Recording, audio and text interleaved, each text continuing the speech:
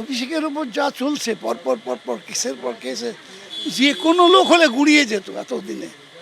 প্রচণ্ড মনের জোর আছে, তার জন্য প্রত্যেকটা কেসকে ফেস করছে। ওই যে আমি ফেস এভরিথিং।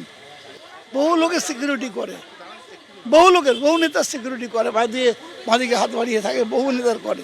তাদের বিরুদ্ধে কেস হচ্ছে না, কেস হচ্ছে একমাত্র অভিষেকের নামে কেস হচ্ছে। ট্রাফিক আইনে অভিষেক বন্দ্যোপাধ্যায়ের বিরুদ্ধে দায়ের হওয়া অভিযোগের প্রেক্ষিতে নোটিশ দিল কালীঘাট থানা। 1 জুলাই কালীঘাট থানায় অভিষেক বন্দ্যোপাধ্যায়ের বিরুদ্ধে নতুন অভিযোগ দায়ের করেন রাজীব সরকার নামে বাগুইআটির এক বাসিন্দা।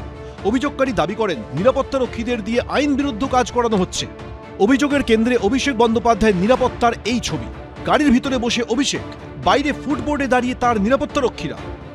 ওইভাবে পাদানিতে লোক দাঁড়িয়ে ওনাকে সিকিউরিটি দেওয়ার নাম করে লোক ঝুলতে গেছে। কাল যদি উনি পড়ে যেতেন, কোনো একটা লোক যদি ধরুন অ্যাক্সিডেন্টে পড়ে যেতেন, বা ধরুন ওই লোকের জন্য যদি কোনো রকম অ্যাক্সিডেন্ট অন্য কারোর হতো, তার দায়ভার কি অভিষেক ব্যানার্জি নেবেন?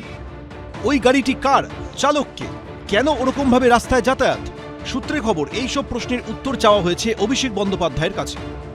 অভিষেক বন্দ্যোপাধ্যায়ের বিরুদ্ধে গত 1 তারিখ কালীঘাট থানায় অভিযোগ করেছিলেন বাগুইআটির বাসিন্দা রাজীব সরকার।